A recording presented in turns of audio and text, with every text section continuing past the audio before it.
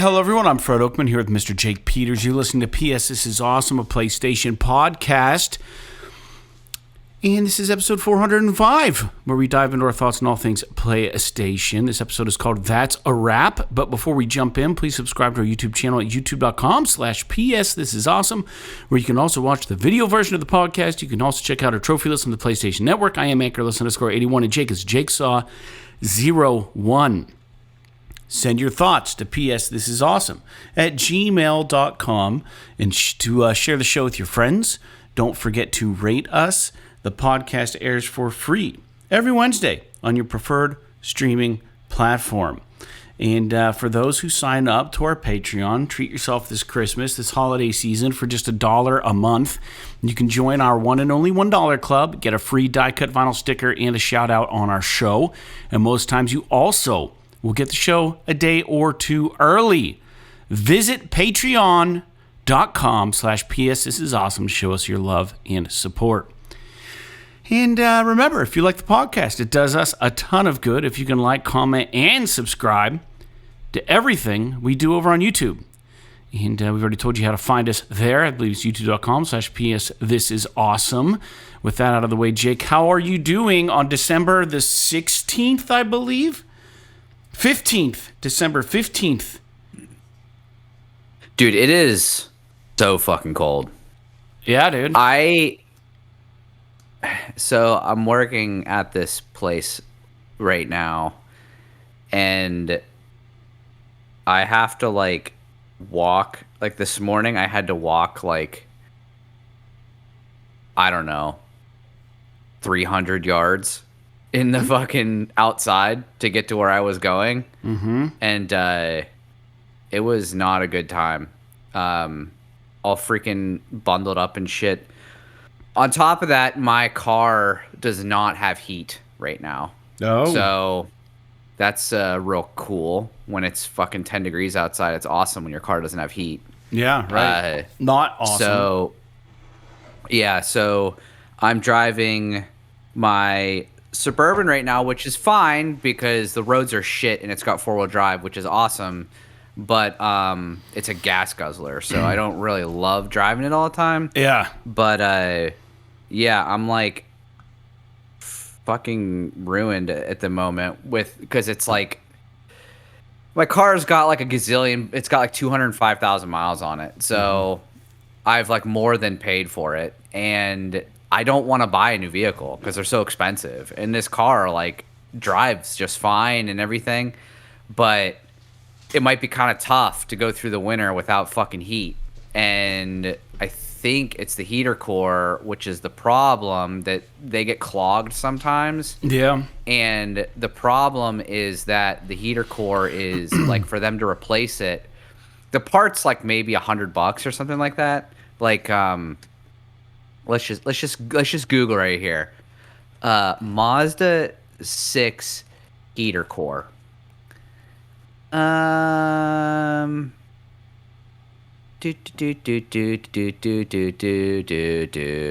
is really entertaining. Yeah, okay. Mazda 6 heater core is $30. Okay. But not bad. But in order to replace it, you have to tear the dash apart, and you have to drain and refill the coolant for the entire engine. So it's the fucking labor is stupid expensive to replace a $30 fucking part. Here's the catch. And yeah.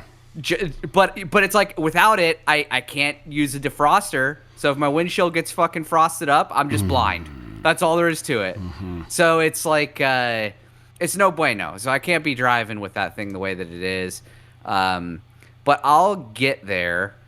Other than that, just kind of battling the snow a little bit. Did some plowing over the weekend, getting rid of the old snow. My true to form, everything's breaking around here. Yeah, right when you need money. Yep. Yeah, my four-wheeler has a winch that puts the plow up and down. Mm-hmm. The button for the up stopped working. Mm-hmm. So I basically just left the plow down and would like push it forward and then like back up, and I'm like dragging snow, and I'm doing this like fucking back and forth shit to plow my driveway off. And it actually wasn't too bad. I was able to actually do it pretty good, surprisingly. I thought I was gonna have a lot of trouble, but yeah. So that's a thing that happened. Actually, it wouldn't start. It wouldn't start on Saturday, and I was like, "Oh my god, we're supposed to get all this fucking snow, and my 4-wheeler won't start." It's like and I can't shovel my driveway. It's too much. It's too big. So I'd be dead before I finished, and so I had to do all this shit where I ended up having to like take the spark plug out and like pump all the gas out of the engine, and then clean the spark plug and put it back together, and then it fired right up after I did that. But it was just like, bro, and well, the dude, silver lining is that cold. you knew what to do. I mean, our house is cold because it's like 9,000 years old. It's like a 140-year-old house or 130-year-old house, so it's cold as shit in here. Well, it's like to be clear to the listeners, like it's what, like 12 degrees outside, maybe. Yeah, and it's windy as fuck over here, so it's just like it's getting in every crevice. You're getting saturated with it.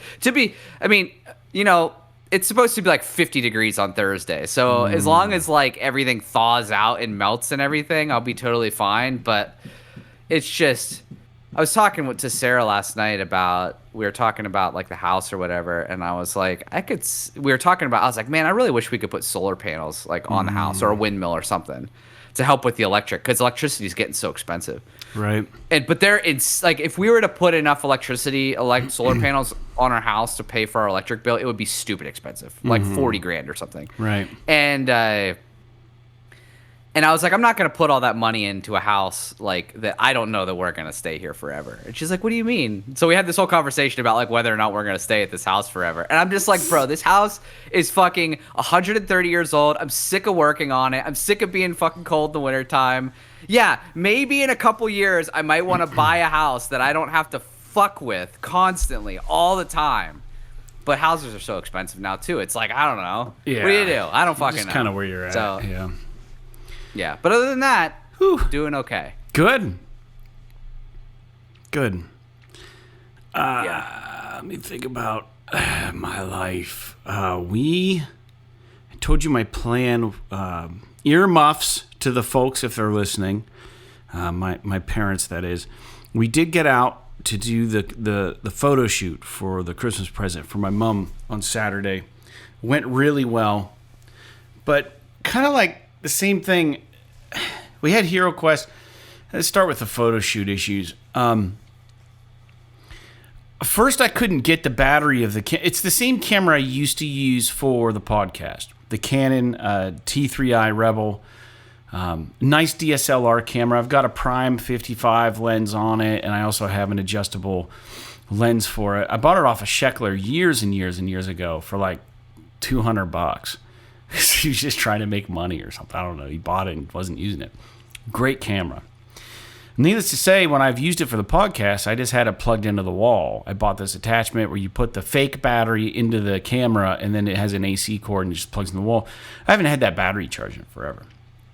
So I go to put that battery, because we're going to do some photos on Saturday, into the charger, and it's not fucking taking a charge. So I do a rush order on Amazon, order a 3-pack or a 2-pack of batteries. Surprisingly not very expensive. They're knockoffs. They're going to be just fine. This is where the problems began. And I have this nice, an IP8720 Canon Pixma printer. And it prints fantastic photo quality. It can do 13 by 19 inch borderless prints, which is pretty fucking big. And I'm like, well, I'll just get the photo. I'll do some quick editing in Affinity, and I'll print it. It'll be great. So I had some ink on reserve. I was ready. Had the paper. Bought the matte photo paper, because I say using matte for portraits. It makes the skin look softer. And I had a frame locked and loaded from Amazon, matted to 13 by 19. I was ready for this gift. I was going to nail it, home run. We take the photos, and of course, the only day I could get my brother and my sister together was this past Saturday morning. because of schedules, and it was like just gray as gray can be, and it's like literally 20 degrees. And my sister needs to. She has a lot of health issues, so she has like this little cane thing she uses, and like the place I picked was a little ways out of the way, but I just wanted better weather. So we get to the covered bridge and we get the photos taken. Everything's good. We get breakfast. I get back and my computer had restarted for no reason. Just had restarted. I go to log into my computer and it just freezes. So I turned it off. I'm like, well, that's weird. Turn it back on. Try to log. Gets me to the login screen. I go to log in on my account. Freezes. I'm like, is this going to be a thing now? So then I reboot into safe mode, recovery mode, or whatever. Try to do disk utility to repair everything. No problems, it says. So then I go back to the regular menu, try to log in. Freezes. And then I'm like, well, I guess I'm going to do an operating system install. So I reinstall the operating system, get to the user screen, log in, freezes. I get on ChatGPT. This is like hours. I get on ChatGPT. My Mac is freezing when I'm trying to log in. It's like you must have a corrupted user profile somehow. Try this, try that, try this. Nothing works. And I've got my SD card of the picture that I just want to fucking print. That's all I need to do. Well, nope. Everything it suggested didn't work. And it's like, well, now you got to go into terminal, and now you got to remove this specific file from the use. I'm learning all this Mac syntax, which I don't love because they use quotations for everything and getting into root folders. And I'm trying to copy it verbatim, I'm fucking it up, and I'm getting it right. And I get the file deleted, which tricks the Mac into thinking that it's never been used before. So then I boot back into the main menu, and it's like, oh, create a user account. I create a user account. And then eventually I get in. It's like, oh, this... But I had to do a time machine backup also in conjunction with this, which was a 14-hour process that occurred overnight. I eventually get into my computer. No idea why it did what it did. It just did what it did. Get the printer hooked. I kept all the drive. Everything's good. Printed the photos. They look great. Got them framed. Everything's good. I get in today to use Affinity to get the thumbnails for our podcast. It says 405. I go to Affinity. I click export. Affinity crashes. And I'm like, okay, that's weird. So I open Affinity back up. Go to export. It crashes. I start Googling how to fix it, and it said, oh, you need to reset the VRAM or the PVR RAM maybe, or that'll you got to turn off the computer, restart it, hold Command P and R, and it'll clear out the RAM cache of your Mac, and that'll fix it. Well, I do all this. I get in, I can export.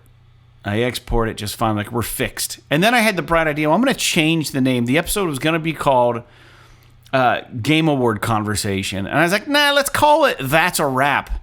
So I go back into Affinity thinking it's working, go to export it. It crashes. You'll be fucking kidding me.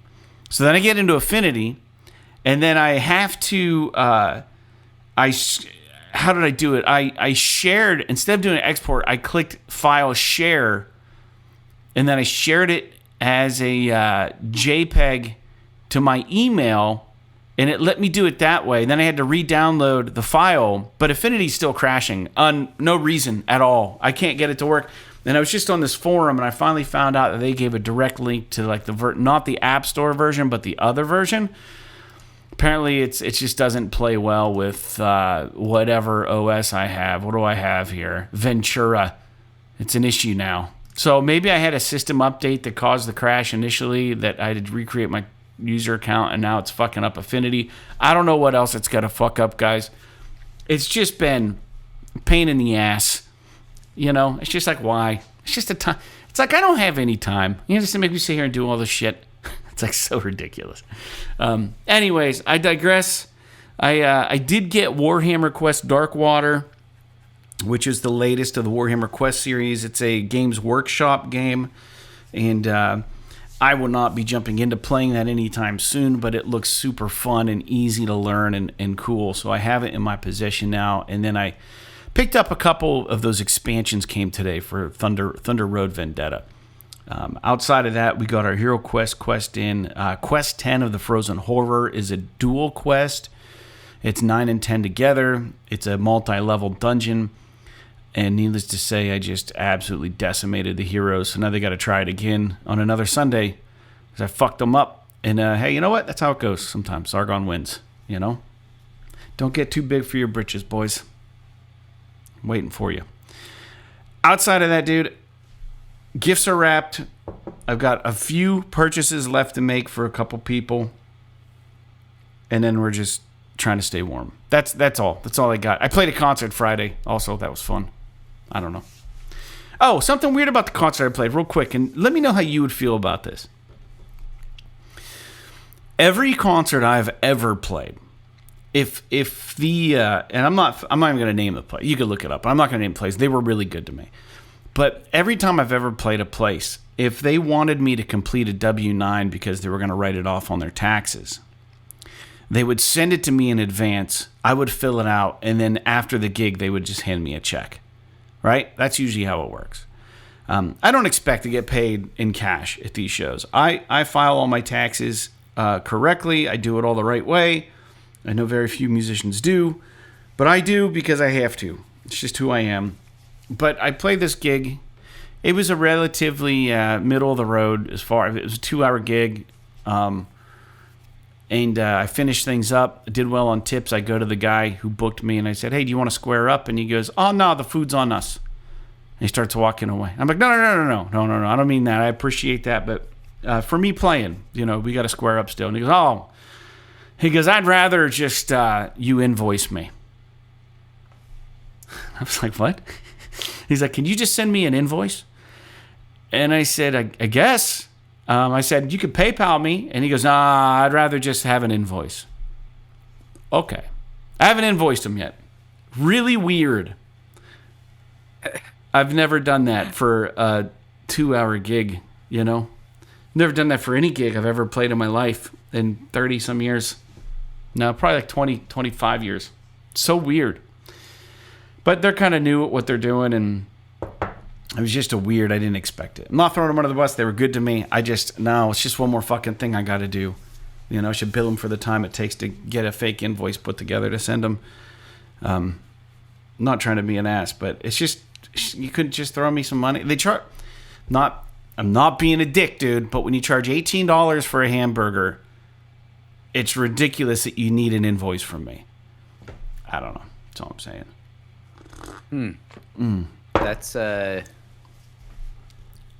That's strange. I mean, yeah, it's weird. I don't know. I don't know why they would need an invoice. I mean, maybe they need a way. Maybe they just track need it? like something to documentation for their stuff. I would have gladly than just like, wrote it on a napkin there. Rather than just like write something down. Like maybe they needed to actually like have a document from you that said, whatever, 3 hours played, 2 hours played, X number of dollars, and it has like your name and stuff on it. Then I don't know. Just seems kind of silly, but it is what it is. They probably make a lot more than that in an evening. They could probably lose that money in the couch, but it's just, I don't know. It's weird. I mean, different places do things differently. I think it's going to get more silly. Well, I'm just going to use ChatGPT to come up with one. Yeah.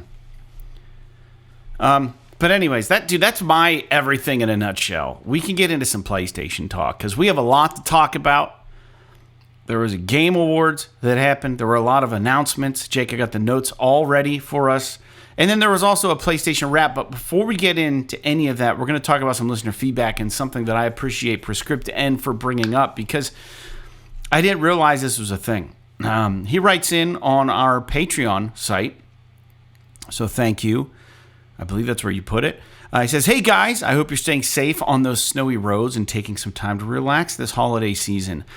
Noticed that the ends of your episodes have been getting cut short the last couple of weeks. Just wanted to let you know. Also, Not sure if it's too much extra work, but would love to hear some 'Tis the Season and NWPA at the end of the show for the holiday season if that's possible. Thanks for everything you both do. Hell yeah, man. Thank you, number one, for bringing that up. This could be tied to my computer issues. Dude, I have no idea why it started doing this. I've got a template I've used. I've not changed the template. I'm going to go through this episode with a fine-tooth comb and make sure the ending is all there. It could be on the export settings in Logic or whatever I'm doing. Thanks for bringing that to my attention. I did go in to listen to 404, and I mean, it's right at the tail end, and then it just stops. It's like probably 10 to 20 seconds. It just ends prematurely, and I don't know if it's an upload issue, if it's the Patreon site, I didn't go onto the video to see. It could be as simple as maybe I'm stopping the recording in OBS too soon, and it's not capturing the last 15 seconds or something when it saves a file. I don't know what's happening, Postscriptend, but I will get to it and try to make this episode better. If you notice that this issue still happens, listeners, please write in. Any kind of quality control like that, we definitely appreciate. And when it comes to that song, yeah, I'll dig it up. I'll put it on the end of this episode. We do have a long-standing history with our podcast to add Fred Oakman and the Flood song "'Tis the Season" in Northwest PA. And you can YouTube music it. You can whatever. Find it in your preferred streaming platform.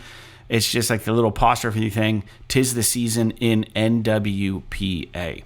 And you can listen to our Christmas song. And we'll get that on the end of this episode. So thanks for writing in, Prescriptin. Everybody else can write in by leaving a message on our YouTube, or this might have been a YouTube comment even. I don't even know. I think this is Patreon, though. Join our Patreon, wherever. Write us at pssisawesome@gmail.com. We're going to get into some games that we're playing now, though. It is time to start the meat of the podcast. Jake, I am still playing Arc Raiders. We are getting a new deck to unlock different shit here in around December 20-something. I can tell you right now off the top of my head, it's the only thing that I'm looking forward to in Arc Raiders. That and the Cold Snap, which is happening on the 16th. And let me find the Arc Raiders deck is going to be coming out December 26th, the day after Christmas. This is the thing that it gives you like experience points. You can buy things with your experience as opposed to the monetary funds that you have to buy with a real wallet. So you can unlock a new outfit. It's called the flagship skin of the new Raider deck is called the Goalie, which is right up Jake's alley. It looks like a hockey goalie mask. And it looks like he's got a goalie glove. And looks pretty dope. It says, with our winter update, we're also introducing our second free permanent Raider deck available from the 26th of December. The Goalie Raider deck lets you unlock a series of items, Raider tokens, and cosmetics as you earn cred topside. The flagship skin of the new Raider deck is an old world outfit that some Speranzans have claimed was worn by the world's most fierce and respected gladiators. Who knows, really? But hey, it comes with a pretty cool new hockey stick Raider tool. So you'll be able to like pry shit open with a hockey stick, which sounds awesome instead of a crowbar. Very cool. So there's that. I've been playing Arc Raiders, but the big one, Jake, I started early this morning. I started the Silent Hill 2 remake. I've never played the first Silent Hill. You told me this was going to be available, so I tried it. Yeah, I see you're copying me a little bit. Oh, cool. On this. Mm-hmm. So, yeah, how far have you gotten in it? It's not even a spoiler, I don't think. I've gotten I'm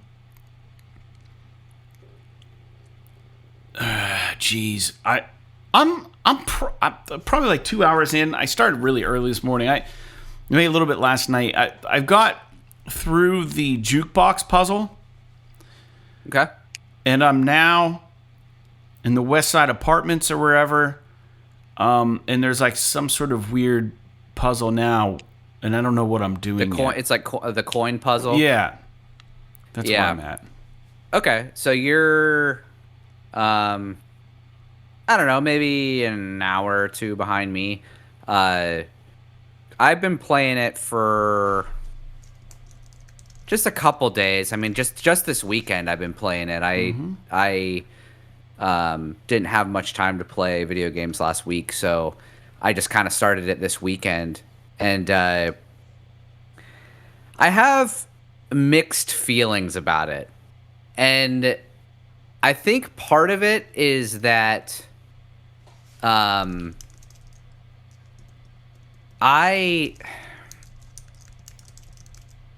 do I want to say this? I have a really hard time not viewing this game as like a less good Resident Evil. And I know that's not necessarily fair because I know they are different games, but down to like the way that the puzzles work and the inventory with the items to unlock doors and shit like that, and the special that, shaped like, keys. Yeah, like weird crap like that where it's like, oh, this is so very Resident Evil. And I'm with you. I've never played a Silent Hill game before. My only experience with Silent Hill was that movie from like 2006 or 8 or whenever the hell that was. And I will say that and even like the main character, the James Sunderland guy, he even looks like a dumpy Leon Kennedy. Yeah, his haircut. But like one thing that is kind of interesting about James, because it's the one thing that kind of differentiates it a little bit from Resident Evil is that he's not like a soldier type. He doesn't work for some government agency. He's just a dude. He's just a dude looking for his wife. It's kind of more along the lines of like an Alan Wake kind of situation where he's just like a dude that's just like in this situation. And that's interesting during like the cutscenes and stuff. But every time you're playing the game, it's just like, oh, this just feels like Resident Evil kind of. And it's got a dodge mechanic, which is kind of interesting. The enemies are really fucking hard to kill, at least in the beginning of the game. Yeah. With the melee weapon. Like some of those enemies take like fucking 6 or 7 hits to kill them. Oh yeah. And it can be really frustrating, especially when you get to the ones that start vomiting. Like they're really like, it's kind of, you kind of have to get used to dodging them and stuff. I was annoyed at first by like how slow and clunky he moves. And I think that maybe has a little bit to do with me coming off of Ghost of Yotei, which is so very fluid and like arcadey feeling. Yeah. And you just feel so good when you're running around as Atsu, and then you're playing as James, and he feels like he's so lumbering and like I don't know, he just feels very like, and like even when you're walking around, it's like, bro, nobody walks this slow. You know how to run in it, right? You know how to run? Yeah. But I'm just saying, like, you know, I don't want to fucking hold the R1 button or L1 button down the whole time. Yeah. So, but it's whatever. It's not that big of a deal. I think that the radio mechanic is kind of cool. How you kind of, until you get to certain enemies, you kind of know when there's bad guys around because the radio starts crackling, which is kind of interesting. You don't have to worry about it. Now there are enemies that you get to later where when they're standing still, like the radio doesn't crackle, but then when they start moving, like the radio crackles. Are those the ones that have like legs on their heads? They're like two sets of legs sewn together. Yeah. So like you'll walk into a room and one of those things will just be like standing completely still and the radio won't be crackling at all. And then once it moves and starts coming after you, it starts doing it. So that's pretty interesting. You haven't gotten a gun yet? I'm on my way there. I just got the key for the hallway in the second floor. Okay, so you gotta do a little bit to get that. I think it's in room 217 based on a police report I found. So you just got to get to that room, which there's a little bit of shit you got to do upstairs. Then you get to that room, and then you get the gun, and then you got to worry about not having any ammo. But like the gun is a lot more powerful than the stick. But it's interesting. I am enjoying it, and I'm gonna keep playing it. I don't necessarily love just like it's like the whole time I'm playing it, I just get this, I have this feeling of like, why the fuck am I doing any of this? Like not even as like like me wondering why I'm playing the game. Just like as James, I'm like, what the like there seems to be a disconnect for me in terms of like the way that James is supposed to be as a character, as this fucking like just rando that is just going to town to try and see if his wife is still alive. And then he's just thrust into this psychotic situation and he has no reaction to it whatsoever. He's not like baffled or... This is totally fucking normal. I'm just running around this town that's completely decimated and I'm like searching through these weird like fucking going into apartments and fighting these ghouls. Solving these weird puzzles to like unlock these fucking doors and like fog do all this shit everywhere.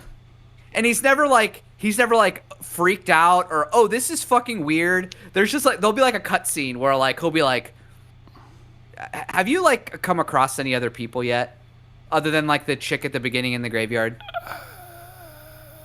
No, I don't think yet. Well, you're pretty close to the point where you're gonna come across somebody else, and it's just like, and it's like you come across these random people that are like, they're not zombies or anything. They're just people. They're just hanging out, like NPCs. Lost. They're like lost in this place, and they're like these other people that you come across are freaking the fuck out, and you're just like, hey, are you okay? And they're like, I don't know what the fuck's going on. And he's like I'm paraphrasing, like obviously I don't want to spoil anything. I'm looking for a woman named Marie.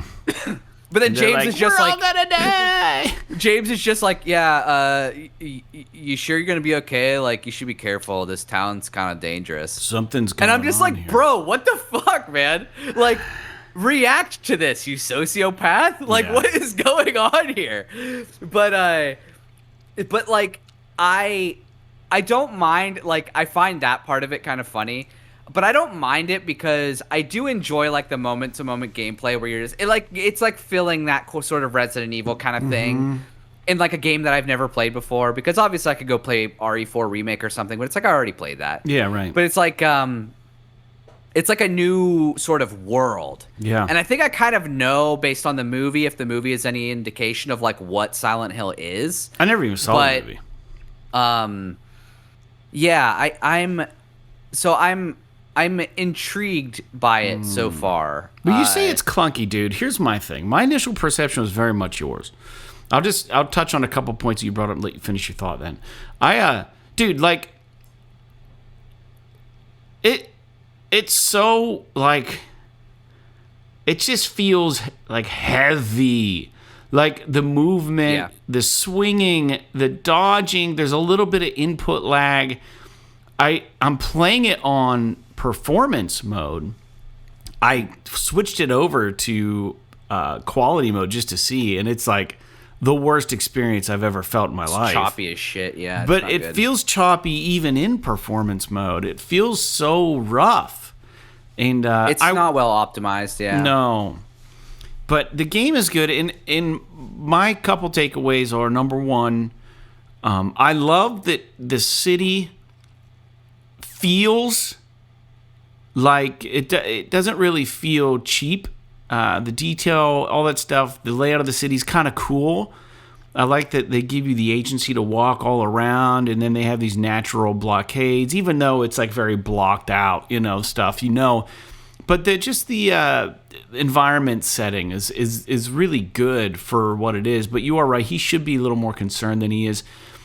But I think the environment is good, and the mood and everything like that. They kind of nail it. And the icing on the cake is the sound design. The sound is so good in this game. Yeah, it's pretty cool. It's pretty cool. But I do like when you're like going into a hallway. You're like going into a hallway that's like new or whatever, and you're going to an area that's like new and unexplored, and there's like bad things there, and it's just like the sound is really cool how it sort of ramps it up. It's very like adaptive. It reminds me a lot of like the actual sounds themselves remind me a lot of almost like a like an 80s kind of thriller horror kind of thing. Suspense. But it's very suspenseful, and like I said, the radio thing kind of adds to it, and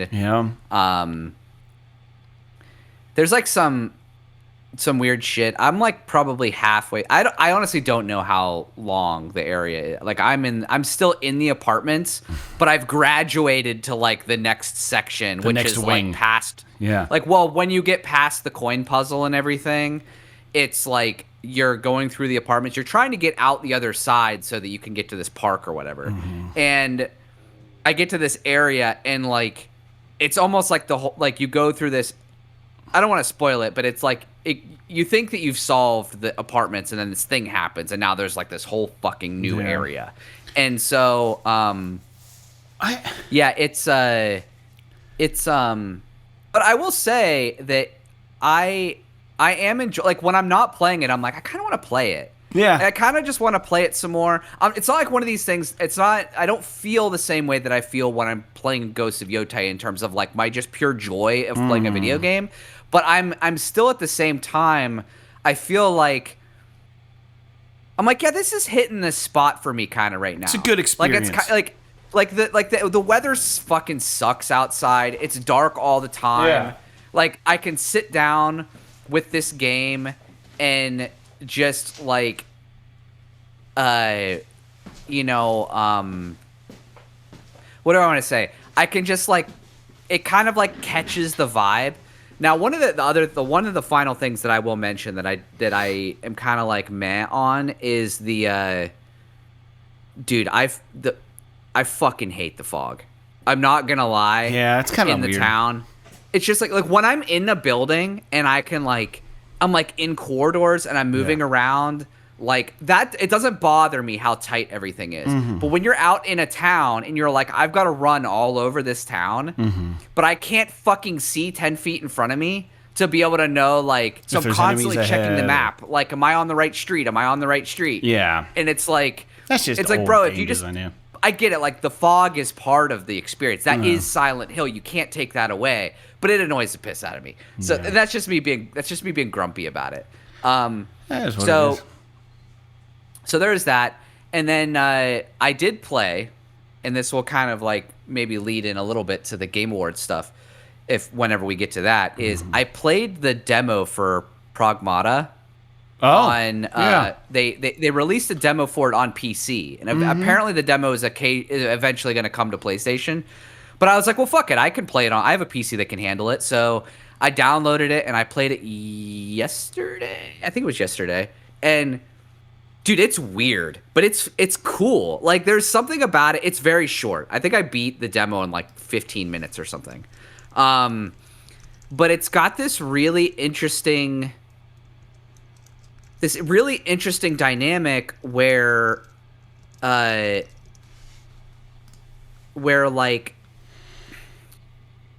it's like a third person shooter, but you got this little like robot chick on your back. This little girl that's like an android, and she like can hack stuff for you and everything. And that's kind of like her purpose. And one of the things that's kind of neat is that the enemies are these robots, and they're really difficult to kill unless you hack them.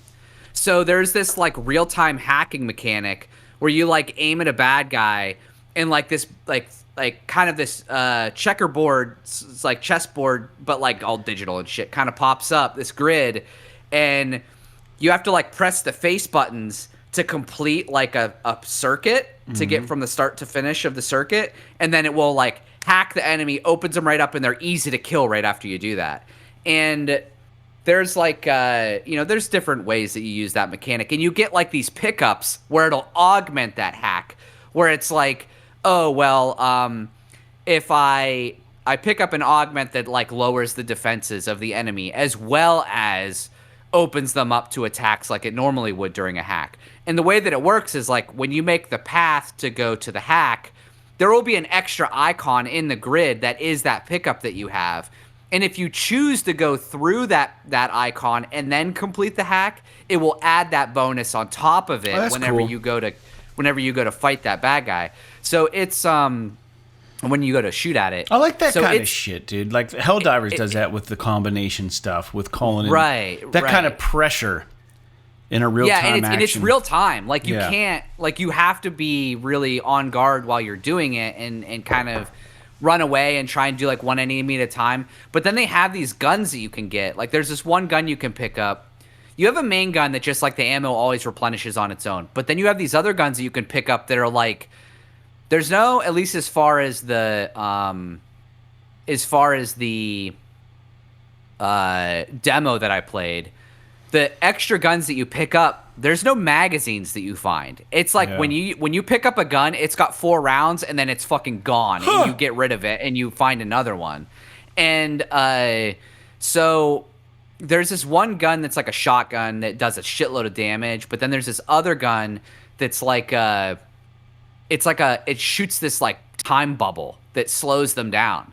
So if you can like corral a bunch of enemies and then shoot them with this time bubble, it gives you extra time to be able to complete all these hacks to like open them up. And then when the time bubble wears off, then they're all like vulnerable and you can shoot them all. It's very it's cool, dude. It's completely unique. I've never seen anything like this before. So I'm really intrigued about this game. I don't really have any thoughts or feelings about like the story or anything, because it's fucking 15 minutes and like randomly in this thing. It takes place on the moon, and you're trying demo, to. Right? You can't. Yeah, I played it on Steam, but I used my DualSense controller on my computer to play it. Yeah. But I think soon, they said at the Game Awards, they said sometime soon they're going to release the same demo on consoles as well. Okay. So other like people will be able to experience it if you just have a PlayStation or whatever. But I just wanted to try it out because, this is a game that's been lingering since they announced the PlayStation 5. Dude, for a long time. And it seems really cool, so I'm excited about it. Cool. I'm glad you're trying it out. I'm glad you had the thought to get in there and give it a whirl. Well, let's get to the Game Award conversation here. I just kind of want to talk about first thing first, just a quick recap on some of the big awards. For anyone who didn't watch it, or maybe who did, the Clair Obscur Expedition 33 game dominated. It won Game of the Year, and apparently it was they made history, a record haul of awards. So they went through the previous record, which was previously set by The Last of Us Part 2, with all the awards that they took home during the Game Awards. And this is a game I've yet to play. It's on my to-do list. My brother tells me I should play it. You've told me I should play it. My Arc Raider buddies have told me I should play it. I will play this game. I just don't know when. The time has to be right for me to play it. Anything on that? I'm not sure, like as time has gone on since I've played the game, I'm not 100% convinced that it's that insane. Yeah. Like it has a very nice Part 2. It has a very nice wrapper on it. Like the atmosphere of the game is really cool, and the concept of the story is really cool until the end that I didn't like, but I won't spoil that. Yeah. And then, but it's just like at the end of the day, it's just a JRPG that has an active dodge mechanic that was polished and parry mechanic. Yeah. So, and I think it's very good. The music is very good. The art style is very good. The voice acting is very good. The gameplay, combat is really fun. The world map is really, really unique and interesting. But like the longer I've been away from it, it doesn't. Now maybe this might be me being a jaded older gamer, but like it doesn't stick with me the way that like The Last of Us Part 1 did when I played it the first time, or we've talked about The Walking Dead or Uncharted or Journey, or I understand a lot of these games are like generations old at this point. So maybe it's just that, like I said, maybe I'm just jaded as a gamer right now. But even like recently, Ghost of Yotei, like there's just something about that game that I could not put it down until I platinumed it. And I didn't feel that way about Clair Obscur. Like when I was done with it, I was ready to be done with it. Yeah. But I will say that, like, I'm not surprised. I feel like maybe some of these awards, like best indie game. I mean, come on. It's a fucking huge game. Like, does it need to be winning indie game of the year? Because it's not. I mean, I don't know. We don't have to talk about that. But it is a great game. I do think everybody should play it. Yeah, we're going to skip this second point. Doesn't really matter. These are just about nominations I had on there. A lot of Sony games were nominated for things, but because we've been talking a lot about it, the best multiplayer game went to Arc Raiders, and that's kind of exciting. And then lastly, for the second time now, No Man's Sky took home best ongoing game. So they've now that game won keeps that twice. chugging along. It is way too. At this point, it's just incredibly intimidating. Like, I don't know that I start with it. can. Yeah, like get back into it, but You just got to power it up game- and give it a shot. I mean, I have. It's so like when you get into it, and it's just like there's so much to do, and it's too much anymore. But yeah, I'm good for them. After the way it launched, that's amazing. Yeah, very good. So now we're going to get into some announcements that happened at the Game Awards. I watched most of this live. I kept falling in and out of sleep. It started at 7:30 on a Thursday, I think. But this is the main thing I kind of want to touch on. The different surprises we saw or the different announcements. Now, a lot of this stuff, unfortunately, we're not going to see for several years, as it always goes. But this is what people are talking about. So, Larian Studios, the studio behind Baldur's Gate, confirmed a return to the Divinity universe. This apparently is going to be their biggest project yet. And so I don't remember what the prefix was or the suffix on this was. Divinity. It's not original sin. It's something else. I think this one is literally just called Divinity. It's just called Divinity. Yeah, This trailer had like, a lot of people kind of weirded out, saying they went too far. I mean, it's fucking gross, but it's awesome. The trailer is awesome. Yeah. In my opinion. Yeah. I mean, I'm not excited about it until I see actual gameplay. But Isn't the this trailer the one was where like really the fucking people cool. walked out on the floor and they looked like peasants and they were like pretending like they were like surprised, and then the screen lit up and then it was just like this ceremony? Is that this one? I don't know. I mean, I can't remember which one that was. I think it was this one, and I think that like there was might like an have been. old man with like almost like a thing that looked like a Jesus crown, but it wasn't. He was being sacrificed, and there were people like banging, one another on the ground, and like there were people like killing each other, and like it's just bedlam. It was almost like if Burning Man was a cult, like.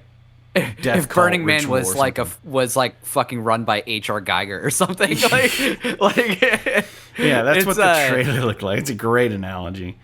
Yeah, it's wild. Like, or no, maybe Clive Barker would be a better Maybe. a better thing. Just because just like the body horror was just like was really gnarly with like the guy's flesh just tearing apart as he was burning, and like it was a lot. Like, it definitely was gross, but it was very eye-catching, the There's trailer. some shock value to it, Yeah. So that's cool they're doing this. Moving on, this was a big, unexpected announcement. So there's a new narrative-driven Star Wars game, which is gonna be expanding on the Old Republic universe. So we're getting Star Wars Fate of the Old Republic. And this is kind of nice because it's going to be a single-player game, presumably, and everybody is kind of itching for that with their Star Wars interests. But I think, with The Mandalorian doing what it did, but I just think that, like, the Jedi Survivor and Jedi whatever that came out isn't really what people were looking for. I think they want something more like this. And this game, the reason why everyone's so, to be clear, this game, like, I don't even know if that they've even started making this game yet. I mean, it seems like it's probably forever and ever away. Yeah. But the reason why everyone's so excited about it is because I believe it's being led by Casey Hudson of BioWare fame, who was originally involved with Knights of the Old Republic, which is what everybody is so jacked off about. KOTOR. So everyone is so stoked about this game that was originally like diehard for KOTOR, which I know is arguably one of the greatest Star Wars games of all time. I've never beaten it. I've played it, but I've never beaten it. It's got that. It's very BioWare in the way that it feels. But yeah, this is exciting. But it again, like kind of like the Larian thing, but even to a more intense degree, is like I can't be bothered to care about this until it's closer to release and we actually see more than just like a splash screen that says, "Hey, we're making a game." Yeah, that's fair, dude. Moving back on, there's a game, J.J. Abrams and some alumni from the Left 4 Dead series came out with this co-op shooter. It's called 4 Loop, and I don't know, but it doesn't really. I think Marathon's gonna have a better run than this, but it's hard to say until we see things and how they're gonna play out. I think it's easy to jump to conclusions and just say these things are gonna suck because the industry is there's a lot of static with these kinds of games. So it's my initial impression. But there was a lot at the Game Awards. I've only put a couple things on here. There was so much on here. I'm looking at the other things that were talked about. It's just kind of crazy. I would also note that this 4 Loop thing also, I mean, we're probably going to see something similar maybe with that game High Guard, which is a first-person team shooter from Apex Legends people with their new studio called Wildlight Entertainment. Yeah, not Respawn, but from some people that used to work there. Yeah. I will say both 4 Loop and High Guard looked promising to me. Yeah, they don't look bad. But I'm not the target audience for these games, so I would have to defer to people who are more into it. And I think that people are just generally sick of seeing shit like this. So that's why the reaction has been so poor for these two games. Like, I genuinely thought that High Guard game, like, even though those types of games are not for me, I genuinely thought it looked interesting with like the horses and the fucking weird guns and like the, like the almost like medieval like shooter kind of vibe that they had going on. Like, I thought it looked interesting. Yeah. And everyone's like, "Oh, this looks so fucking generic." I'm like, I've never seen a game that looks like this before. Yeah. You can maybe argue that you're sick of seeing hero shooters or you're sick of seeing XYZ type of game, but you can't tell me that there's another fucking hero shooter or multiplayer shooter out that like looks like this game. And 4 Loop, I think, looks a little bit more generic, where it's like, oh, like rando dudes with exosuits who fucking go out and fight shit in the world, and then they keep looping because, 4 Loop, I guess. And I think the name is fucking terrible. Like, I get that I don't know if it's like a double entendre where it's like about looping where like you're playing over and over again, but it's also a play on like the programming function that is a for loop, FORLOOP. So I don't know. I mean, it's just I want to believe. I'm gonna put my Mulder hat on here and say I want to believe in 4 Loop because I think it would be good for Sony to have a win in this category, even if it's not like Fortnite, but if it's like another Helldivers or even like half of another Helldivers, because Helldivers was pretty big. I think it'd be interesting, and with Bad Robot being involved, it could be kind of cool thematically.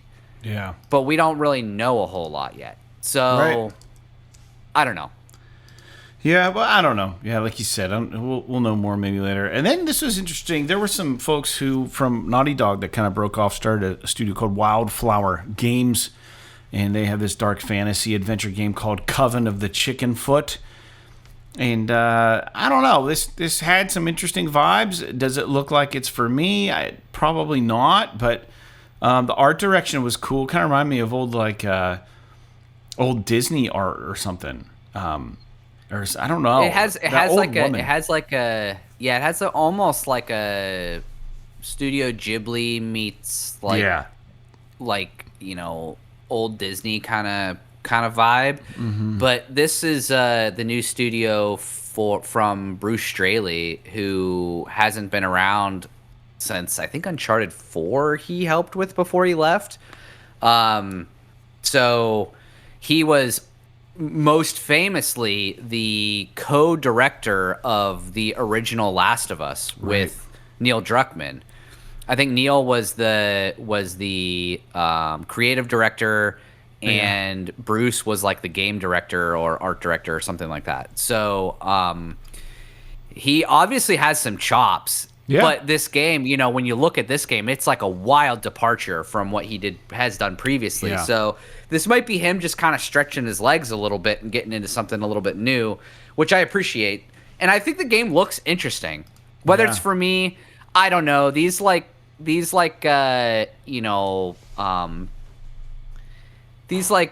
Guardian style games, I'm not really I don't know. I mean, I'm not saying I wouldn't love it, but it's just not something that I'm drawn to. Yeah. From like a gameplay standpoint. It kind of has an old, remember those old Dragon Quest games? Is that the art style? Dragon, they were like, it was an arcade game. It was all cartoon, animated, and you just had to hit like the thing in the right direction at the right time. Dragon Strike? Dragon's Lair? Yeah. It's got a Dragon's Lair vibe to it, I think. Yeah, Dragon's Lair is what you're talking about. Yeah. All right, well, let's move forward a little bit. Ontos, this game looks awesome. It's a sci-fi game from Frictional Games, and then Kepler Interactive, which is, I've never heard of them, but they had their name on a lot of games at this show. Frictional Games did Soma. I have an entire video game playthrough on our YouTube channel of my playthrough through Soma, believe it or not. You can watch all the pieced together clips. I don't know why I did it. I guess I was bored and wanted to do something different for the channel. But this game looks cool. This is going to be horror sci-fi. It looks good. Yeah, dude, Soma is fucking awesome. And I'm not usually a mark for those types of like kind of walking adventure kind of games. Mm-hmm. But dude, that when you realize like what is fucking happening in that game, it is crazy. And it like makes you feel away. It's kind of like in the way that the game ends is so scary. Like imagining being in that situation is just like, oh my God, it's awesome. And yeah. They did Amnesia: The Dark Descent too, which was also a horror kind of adventure kind of game. But this game is like Soma was like underwater, and this game is like sci-fi, but I think it's like in space. And I'm really interested in seeing how this plays out because, like I've already mentioned, I fucking loved Soma. And and Kepler. The reason why everyone is so jazzed about them now is because they're the ones that published Expedition 33. So them publishing these other games is notable because apparently it's like a mark of them as an up and coming publisher, which is good for them.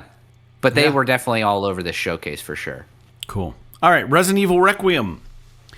We got a trailer now showing Leon Kennedy, who will be returning to the game. And this isn't a PlayStation exclusive, obviously, but really big reveal. And that's going to be exciting. Well, Jake and I are both very big Resident Evil fans. This game looks dope. And it's actually coming out soon. Was it March? February 28th, I think. 24th. It's coming out in like 2 months. Couple months.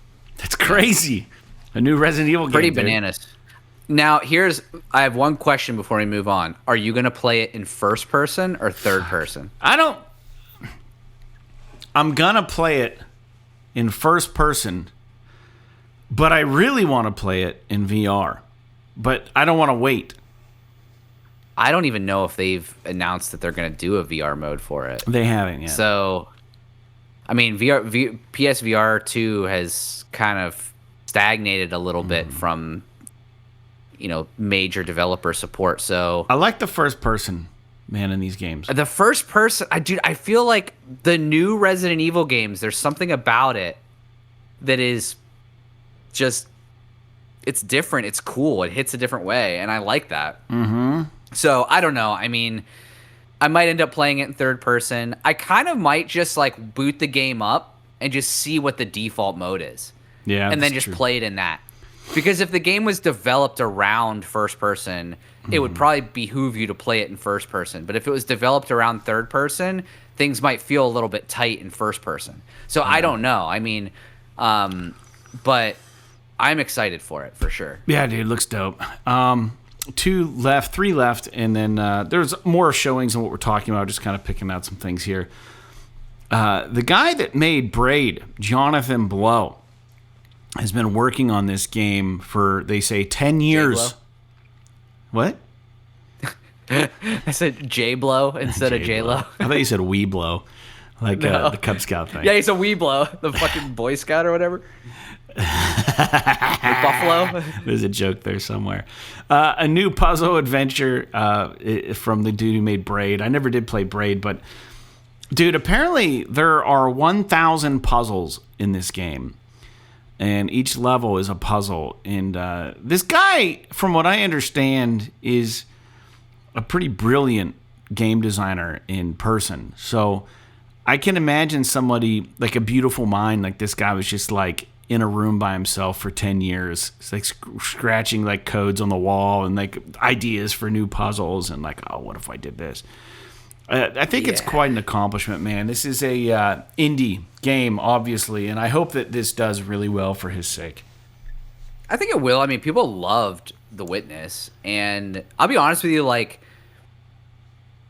dude, I'm too dumb for these types of games. Yeah.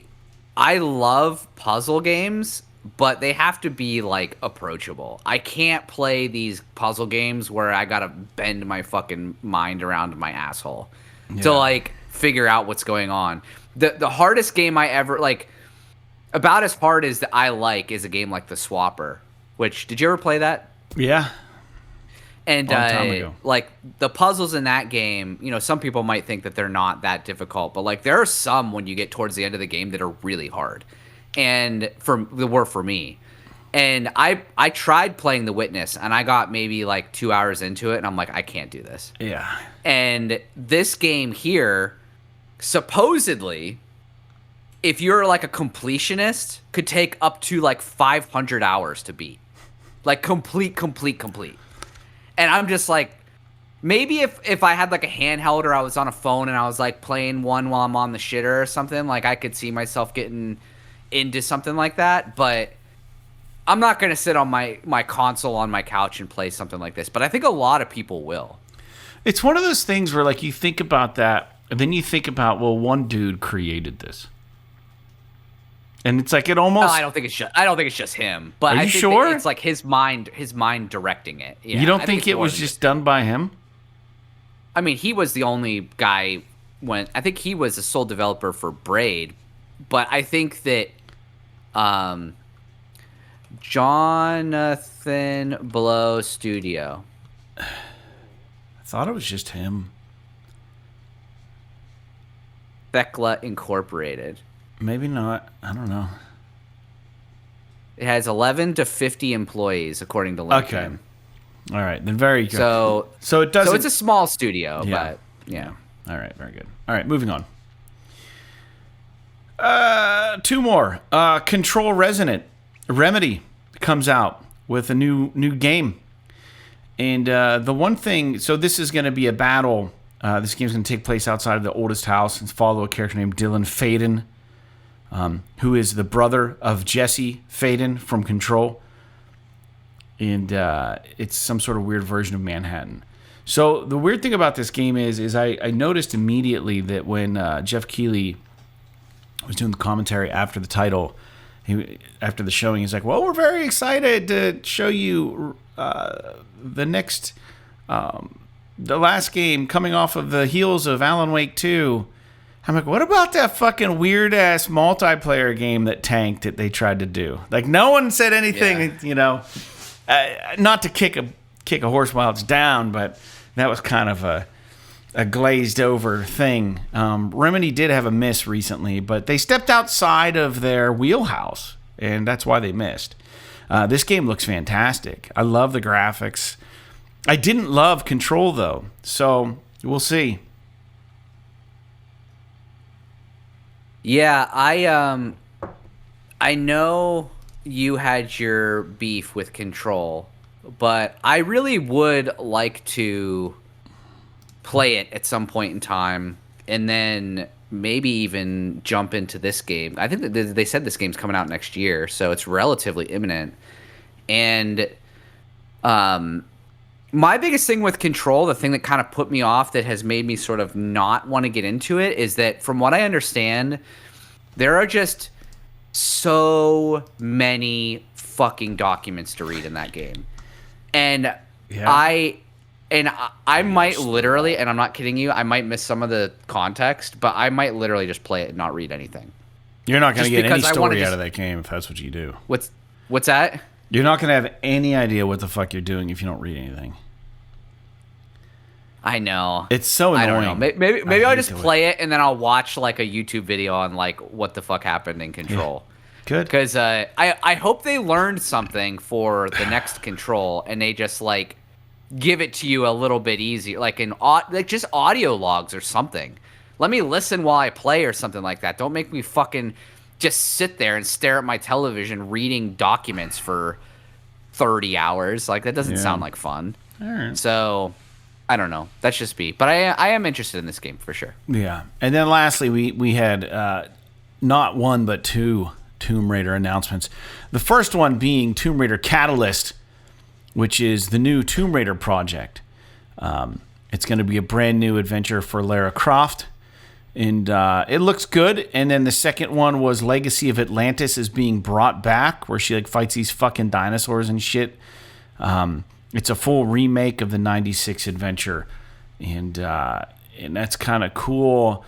I'm less interested in that and more interested in just Catalyst, I think. I am actually kind of interested in the remake of the original one because I never played the original Tomb Raider, and there's something about the new game that they backpedaled. It seems to me like they backpedaled on the. It's like they're rebooting again, but it's like the same fucking studio and the same IP. Because, like, the new game does not look like the old game, like the remakes, like the reboot at all. Yeah, right. Like, Lara Croft is much more like Lara Croft in the 90s. Like, booty shorts, fucking tits out, rocking dual pistols. Like, it just seems... Like, it doesn't even seem like it's... And I think we established last week, maybe even, that it's not part of the same universe. And it's just weird having that come from the same studio. You know what I mean? Like, it's very... It would be like if Naughty Dog just, like, made another, like a new game called Uncharted. And it's just a complete reimagining of Uncharted. It's like, why? Like, why are you doing this? I can understand if somebody else wants to do it. Right. But it's very weird. But I am kind of interested in what it's going to be. Because it sounds like they're leaning more into, like, the classic Tomb Raider and less into, like, the copying Uncharted, which is kind of a nice, kind of like a breath of fresh air a little bit in terms of, like, you know, we already have an Uncharted. I get it, Uncharted was originally inspired by Tomb Raider, blah, blah, blah, blah, blah. But, like, Uncharted clearly dominated that space. It clearly was the winner.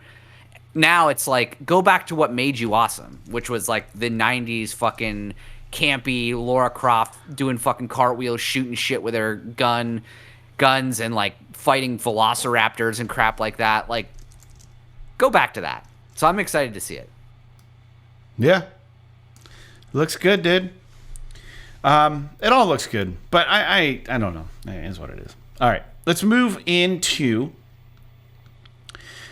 just finally a couple of the awards I thought that really mattered. just to touch on this real quick, these are PlayStation adjacent wins. Arc Raiders, live service game. It's not a PlayStation exclusive. That's big just because we know PlayStation's trying to push that stuff. Helldivers is a live service game, essentially. No Man's Sky, best ongoing game. Final Fantasy Tactics. The Ivalice Chronicles won the best sim strategy game. And GTA 6 obviously took away the most anticipated game. All that is kind of stuff to look forward to. Being a fan of video games, and I don't really have much more to say about that, but I'm just kind of curious for the listeners, what they thought was maybe something that was blasphemous, or what you really enjoyed out of the announcements. If you think any of these are going to be a must-play for sure, hands down, sight unseen, you're going to purchase, that kind of stuff. So if you guys want to write in and tell us what your hot take was or whatever about the Game Awards, please feel free to do that. How'd you feel about Claire Obscure just taking home pretty much everything it was nominated for? I don't know. You tell me. You tell Jake. Curious to hear from you. But that's all I have about that. But there's not much news, but I did want to pull up our annual PlayStation Wrap. We do talk about this usually every year. Sony will send you an email, and they'll give you a wrap and show you how many hours you played, what were your big games, all this stuff. The wrap this year seemed a little lackluster. To me, I wasn't too impressed with the way they had it laid out. I felt like it was missing some information. I wanted to know more about my terrible gaming habits. But, Jake, do you have yours pulled up? Mm-hmm. Let's jump into this real quick. How many games did you play in 2025, according to this? So again, I have to put an asterisk on this because I did play some games on Xbox this year. That's so fair. It's not. So this isn't all encompassing. But I, according to this, played 33 games, 29 PS5 and 4 PS4 games. Okay, that's more than me. I played 27. So you have me beat this year.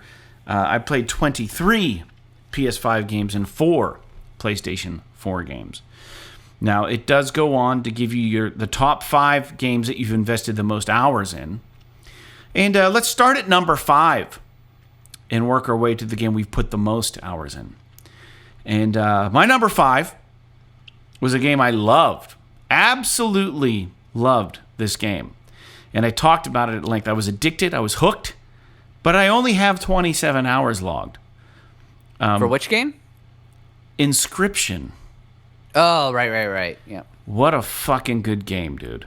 If you've not played it, you gotta play this game. I'm telling you, don't sleep on it. 22 trophies, and it consumed 4% of my playtime in 2025. Jake, what's your number 5?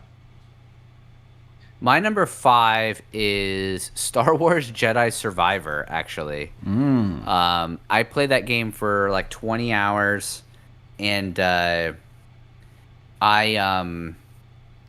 don't know, I never beat it.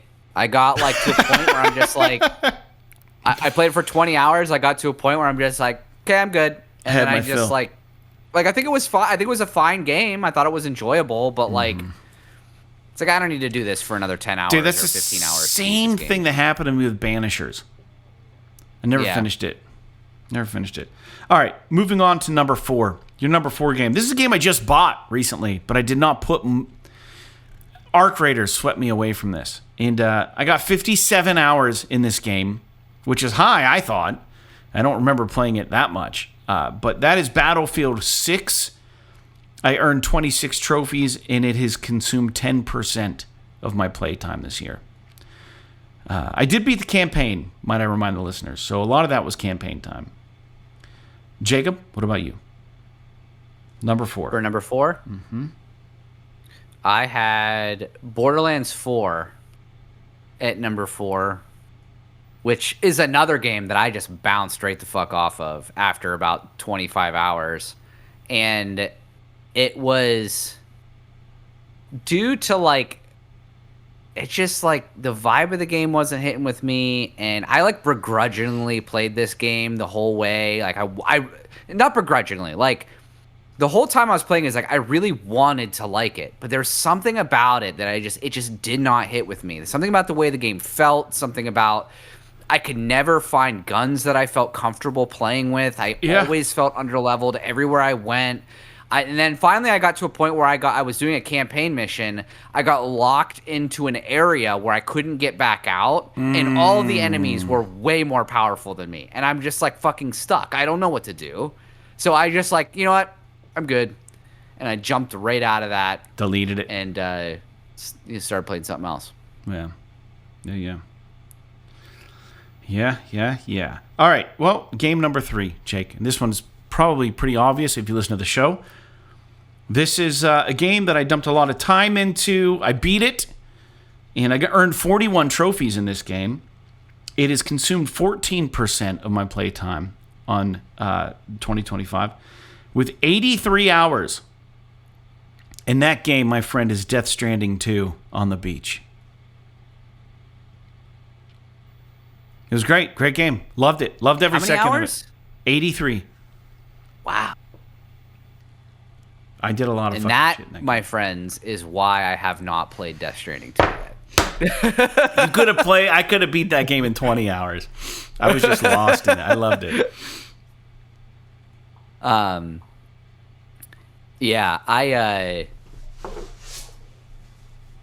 don't want to fucking make a passkey. Right. What's your number 3?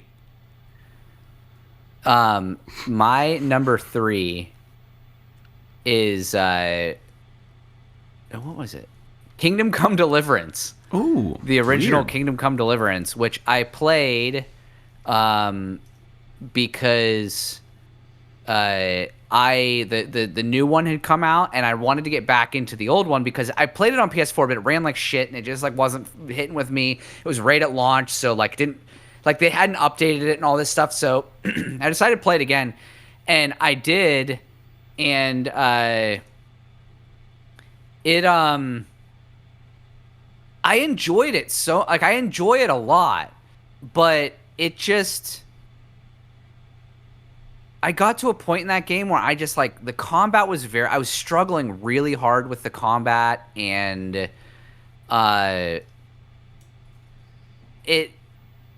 just, for me, I don't know what it was. It just, I got to a point where it's like, I really want to keep playing this game, but I got to this mission where it's like, I got to get in this fucking bandit camp and get a thing and get out or something. I can't remember exactly.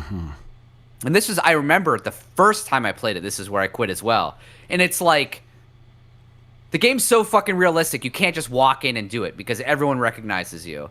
And you can't sneak in because everyone can fucking see you.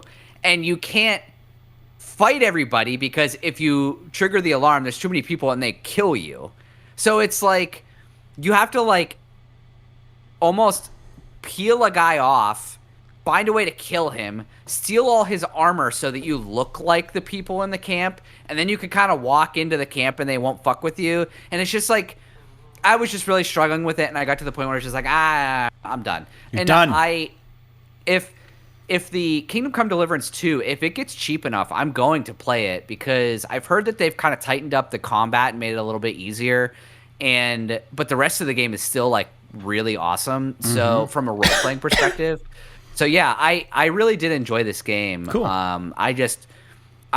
love the environment and the atmosphere, and I still maintain that this game portrays nature in a way that is more accurate than any other game I've ever seen. And there's something really, really like comforting about that. I don't really know how else to describe it. So yeah, that's me with number 3. Yeah, so the good news is when the planet eventually, like, civilization dies, someone will dig up the code to this game and be like, oh, that's what it was like. I think this is close. Octopath Traveler 2 is my number 2 game. 85 hours, 23 trophies, and 15% of my time in 2025 was playing this game. I wanted so desperately to play Octopath Traveler 1, and it didn't release on the PlayStation initially. And then I had downloaded the Octopath Traveler game on my phone because it was free, dicked around on for a little bit, but I was like, I can't play this on this screen. And then 2 came out, and it had tempted me. I was like, I'm just going to fucking do it. I'm doing it. Got the game. I didn't. I think the art direction brought me in, and then the idea of the game kept me for a while, and I was ready to quit, but the art direction held me. And the fact that like I felt like I can do this. I can beat it with all these guys. The game's tough because you're essentially playing eight different games. 8 different stories of each traveler, one for each of them. And you got to play their entire story arc, each of them. And that's why it takes so long. You don't have to play everybody's, but ultimately it is. And I even got the secret ending to this game. There's like a special ending. I even did that. So I enjoyed this game. Wouldn't recommend it for everybody, though. Jake, what about you? Number 2? Number 2 for me is Lies of P, which is surprising. All right, big box. Right. But I did spend a lot of time with it, and I did end up beating it, which is the only Souls-like, in quotes, game that I've ever beaten. However, I will apply the caveat, is the only reason I even played this game is because they added difficulty modes to it. So it's not, like, you can turn it down so that it's not, like, punishingly difficult. I turned it, I believe, 1 down from, like, the normal difficulty, and was able to kind of get through the game. So it was really cool. I liked it a lot. There was a lot of issues that I had with it. I'm not a mark for these Souls-like games. I don't like how clunky the combat feels. I don't like how, like, I feel like I'm just so stuck to the ground all the time. Like, the dodging is very, like, heavy and just, like, lumber. Like, there's, like, I was talking about with the Silent Hill earlier. I don't like playing games like this where it's, like, melee combat, but I feel very just heavy and lumbering.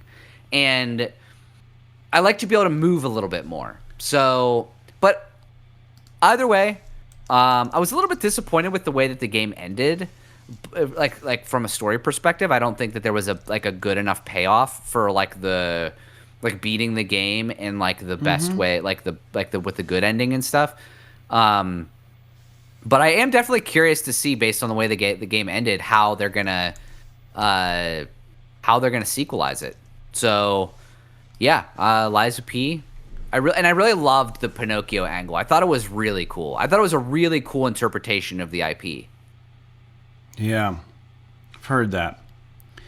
Heard people like that. All right, well, my number 1 game, Jake, is clearly obvious at this point. I racked up a lot of time in this game this last month, and it is, of course, Arc Raiders, with a whopping 158 hours of this game. I could not fucking put this game down.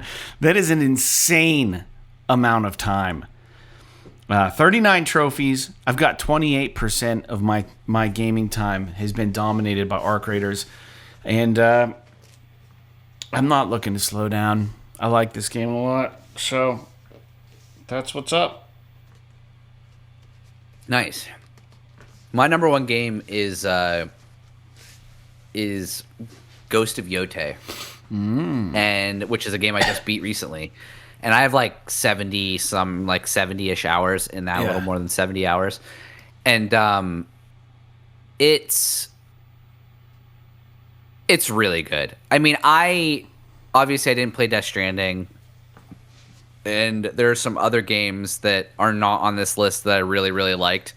But in terms of a AAA experience, this is my favorite game of the year. Even more so, I think, than Expedition. I really enjoyed Expedition. I liked everything that I mentioned earlier about it. Well, that's an indie game, about Jake. it. That's not a AAA game. Oh, sorry. I forgot. It's not a AAA game. It's an indie game. But that said, Ghost of Yotei is awesome. I love the atmosphere. I love the story. I love the combat. I love the characters. I love everything about it. The music. There you could find things to nitpick about it. I mean, obviously, if you didn't like Ghost of Tsushima, you're not going to like this game. But it does everything Ghost of Tsushima did better. And Cool. I remember when Ghost of Tsushima came out, I beat that game. I didn't really care that much for it. I didn't platinum it. I just kind of got through the game and then I was done with it. This game, I played it balls to the wall, start to finish, and even when I platinumed it, I was like, I kind of wish there's more content to do because I really like it. But I'm not gonna do a new game plus. I'm kind of over it. But like, I could see myself start. I mean, what's the point of doing a new game plus? I beat everything. I have all the shit. So it's like I do a new game plus and I can't find anything now. It's like it's kind of pointless. So I would probably just start a new playthrough if I was going to play it again. Yeah. But it might be kind of cool to do a new game plus with like fully kitted out Atsu and just like dominating dudes at the beginning of the game. But I don't know if I want to replay the whole thing that way. But anyway, Ghost Yote, awesome game, awesome experience. Really liked it. Cool. Happy to hear it. The next thing they do on the wrap is they tell you your gaming style. Jake, I am curious to see what your gaming style has been determined to be. I am a gunslinger with 34% of my games hitting targets, it says. What about you? My gaming style is thrill seeker, which is, and then the subtext is action adventure, and it says you spent 51% of your time exploring worlds and conquering challenges that made every adventure unforgettable. Okay, very good. I'm a thrill seeker, which is probably in keeping with me personally. Yeah, I think you are a thrill seeker. I know that about you. I'm trying to find. Sorry, I am trying to find my next screen. All right, there it is. The next thing they show you is the number of hours that you played for on your devices. And it's kind of embarrassing, but not really. 551 hours, 570 sessions. So if you do the math, it's roughly an hour a session. But multiple sessions a day. Because you can't do 570 sessions in 365 days. Yeah, that's interesting. On PlayStation, I played for 324 hours across 416 play sessions, which is about right. I mean, I do most of my gaming before work, and usually it's about 45 minutes at a time. So, like, I don't really play. I don't have very often where I'm like doing long play sessions. But that doesn't include stuff like Doom: The Dark Ages and Expedition and some of these other things that I played on Xbox. So I'm probably, if I had to guess, I'm probably around the 450 hour mark for games for the year, including both platforms. Did you see what your favorite controller was? It says that it's supposed to tell me, but I don't have it here saved. I'm guessing No, it doesn't like the DualSense on this. It's got to be. I understand, but on the screen with the number of hours, it has like PlayStation 5, and it says like the number of hours PlayStation's games played. And then down at the bottom it says your favorite controller that you use, and it'll tell you like what color fucking controller you played with the most. Does it really? Yeah. I'll have to get back to that because I screenshotted these things because I knew I'd have trouble accessing them later. Yeah, mine says it's the Cosmic Red controller, which is the one that I use most. So messed up. They track I did everything. get I do have the black one. Oh, one thing that's neat, total sidebar. One thing that's neat, I don't know if you noticed this, Fred, about Silent Hill 2 Remake, is that the bottom of the touchpad stays white when the controller is on, but the sides of the touchpad change color based on your health. So, oh really? One of the things that I found really annoying at first is I fucking hate that red shit that goes around the screen when James gets injured because I can't see shit. So I turned it off. So the only way for me to know how much damage he has taken is how much he's limping and the color on my controller. So I wish they would just put a fucking health bar on the screen. It's like, I get it. We're trying to be immersed. I get it. Put a fucking health bar on the screen. Because I don't need to see this, like, they do like the fucking, what do they call that? It's not letterbox. It's like, you know what I mean? Where like they surround the screen in red and they make it all fucking wiggly and like, and it's like you can't see anything because I don't know, James is dying or whatever. I don't know. Right. But anywho, my favorite controller is red. Happy to hear that. Let me see what my. How many hours did you say you played for? On PlayStation, 324. Okay. Trophy milestones. We have. My number one milestone was Darkest Dungeon 2 Oblivion Edition. Not today. I have defeated death in Darkest Dungeon 2. I'll just go run down. You can give me yours. The next one was Final Fantasy 16 Falling Star, which is fulfilling a legacy. The seventh guest VR. Man. Is Can You Give Me Real Magic? I Solved the Temple's Room. Lost Records Bloomin' Rage is my 50th trophy, and that was Schrodinger's cat. And then Inscription was my 100th, and this was rank and file, defeat the Archivist. My 200th trophy, Death Stranding 2 on the beach. I don't break that easily. Complete episode 9. And then Valiant Hearts Coming Home was my 300th trophy on November 27th. There's more. And then my most recent trophy was Legend of Speranza, reaching level 75 on Arc Raiders. I don't think that this means that these are it's just your trophy number for the year. That's all that this is. Yeah. I have 270 trophies, 217 bronze, 41 silver, 11 gold, and 1 platinum trophy. And my first trophy was Metaphor, my Metaphor Refantasio. My 10th was Trepang 2. That game's fucking dope. My 25th was The Messenger. I played that for a while. Mm-hmm. My 50th was Resident Evil 4, the remake. My 100th was Lies of P. Okay. My 200th was Ghost of Yote. Okay. And my latest trophy, because I didn't quite get to 300, I have 270. My latest trophy was, which I didn't talk about this in games we're playing, Grand Theft Auto 3, the Definitive Edition, which I played a lot last week.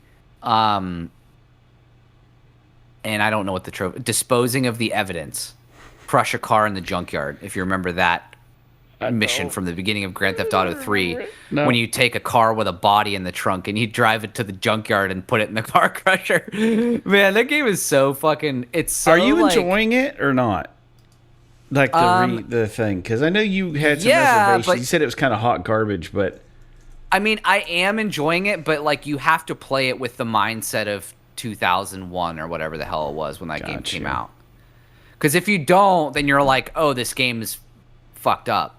But it's like, no, it's the thing I don't like, the thing that I have the most trouble with is I have trouble figuring out how the sprinting works. Like, it doesn't seem to work the way that it used to. And I'm not really sure why. But other than that, the missions are a little bit, AI is a little bit insane in it. Like, I like, there's this one mission where you get a limousine full of like mobsters and you got to get to this house for this like meeting. And as soon as you get in the limousine, just like 5 fucking box vans just start smashing into you. And it's like, how the hell am I supposed to get to the place where I'm going when these guys are just smashing the shit out of me all the time? Yeah. And you have to get there without the thing blowing up on you. And it's very of the time.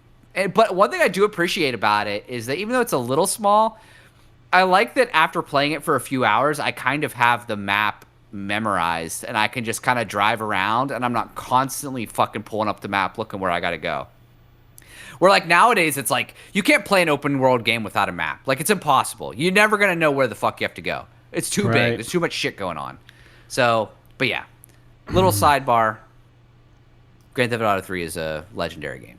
Wow, very cool. I don't know, man. I'm just video gamed out, man. But I want to keep playing games. Let me see here. What's the next thing, dude? It is... Oh, this was the... just the general wrap-up. And this was multiplayer hours. I had 146. I have only joined one party in 2025. No broadcast. Doesn't say. 32 messages sent and 3 new friends on the PSN. That's what it is. You want to guess how many multiplayer hours I have, Fred? 0. Is it 0 for real? Because you played a little bit with me. It's not 0. Close to 0. Like 2. It's 3. I have 3 multiplayer hours. It's embarrassing, dude. And it very well could be that those 3 hours are all in Arc Raiders. Because I have no choice but to play multiplayer in that game. Yeah, so that's me in a nutshell. That's ridiculous. All right, well, I'm proud of you. Moving forward. Summary of your year. Pretty simple. Last one is 27 games played, 314 total trophies, and 554 hours. Are you waiting for me? Yeah. I closed my wrap because I thought we covered all of it. So I don't remember. Fucking 324 hours, 270 trophies, 1 platinum, Ghost Diote. All right. Love it. Love it, dude. Red controller. I don't know what fucking controller. I have a black, red, and blue controller for anybody who cares. And, no. I just got... No, my red one broke. I got black, PlayStation 30th, and a blue. I just got the black one on Black Friday, and it's fucking cool. I like it. It looks really good. That's cool. Love to hear it. Lastly, Jake, there's one last point of news before we sign off for the rest of the day. And it's about Marathon. They have confirmed a March of 2026 release date. And they are going to price their game at the same price that Embark priced Arc Raiders, which is $39.99. Are they hoping for the same lightning in a bottle? I think they are, as I think any studio would. And that's really all I have to say about that. What about you? What do you think? I want this game to do well because I really like Bungie's shooters. This is not a game for me. I just don't like these kinds of games. I mean, even Arc Raiders, like I played it for a little bit and I can't get into it. It's too much of my enjoyment relies on other people, and that is not why I play video games, unfortunately. But I am stoked that these games exist, and I love that people enjoy them. And I really want to see, like, I think Bungie, as fucked up as that situation has been, I think they kind of need a win. And it would be nice to see them kind of come back on top, at least in the shooter space, with something like this. I just don't know if an extraction shooter is going to be the thing. Like, they probably should have just made Destiny 3 or like another more single player focused, like a Halo kind of thing or something. But yeah, I don't know. I'm excited from a spectator's perspective about it, but that's about it. Well, I can appreciate it. I think like there's something about lighting somebody up and a game like this. When you start maximizing, and these people are just out for blood, there's something really, really enjoyable about just not letting them. You know what I mean? About just being like, not today, fucker. Yeah. And you take them out, and then you watch them crawl around on all fours. And you're like, it didn't have to be like this, man. Like, you didn't have to be a prick. And then you do the old wind up and punch them and take their shit. Feels good. Yeah, it is kind of interesting whenever, you're getting a situation where someone tries to get the best of you and you're able to turn the tables on them. That is kind of cool. Um, I just I get my competitive juices flowing in other ways, namely playing hockey. And so like usually whenever I'm like video games are more of like a casual kind of experience for me. And so like I I don't know. There've been a few instances where I've gotten really into it, like The Last of Us Survivor Factions mode or whatever the hell it was called. Like I played that for like 40 hours to get to platinum. So it's not Yeah. like I haven't done this stuff before, but and I used to play a lot of multiplayer shooters when we'd have like LAN parties and stuff, but that was all friends like close together playing. It wasn't all this like online with strangers shit. I think that's part of it is like I'm just not social enough. Yeah, dude. I get it. It's cool, man. That's all I have for the show this week. I'm going to do my best to put the song on at the end here. This has been episode 405 of PS This Is Awesome, a PlayStation podcast. We are every week. Next week is Christmas, guys. I don't know that we're going to have a show. We try to do one every week. We'll see where we're at. I got to work a half day on Christmas Eve. I've got Christmas off, and I did schedule Friday afterwards off and then the Monday following off. So I do have some time. If we do release an episode, just know that it may not be on our regular schedule, but we'll try to get one out. Jake, how do you feel about that? Next week? Yeah. I mean, I should be able to do it. Probably it would have to be, I'm guessing, because we're traveling for the holidays. So if we did it, we'd have to try and do it like Sunday or Monday. And I'm okay with that. I mean, I can kind of do it whenever. Yeah. I just can't. Or we could do it Tuesday, but I won't be working, so I would have to do it earlier in the day. But I don't know if you have to work Tuesday, so like that might not work. So, what's that? I work Tuesday. Yeah. So, it's I think we can get it done. It's just we might just have to it might have to be a shorter episode, or we might have to pick and choose when we do it or whatever. I mean, then the following week we're gonna have a similar thing with the New Year's, but it won't be as crazy as like I said, I'm traveling for Christmas and stuff. So Yeah. It won't be as crazy for me to do that. So Yeah. I think we can make it happen. We'll just have to figure it out. Cool, brother. Sounds good. All right, but if it's not the regular time, guys, don't have any fear. This is an invoice, Jake. I just sent you the Chat GPT put together for me. Looks pretty legit. Yeah. I think I'm just sending this off to this dude. And AI to the rescue. That's right. All right, guys. Well, this is it for the show. Thanks for tuning in. Sorry if my energy's really low today. I told Jake before the show, I was like, do you want to do it tomorrow? You want to do it today? And he said, I'd prefer to do today. A little inside baseball for you. I'm just tired. I think I'm coming down with something maybe.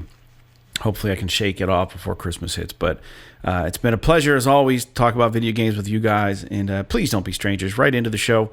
We do love you and appreciate you. And as far as the snowy roads go, be safe out there. So, like It Takes Two, Immortals Phoenix Rising, and Indivisible. P.S. This is awesome. This is awesome. I'm going to give it a second because I don't know why it's getting cut off.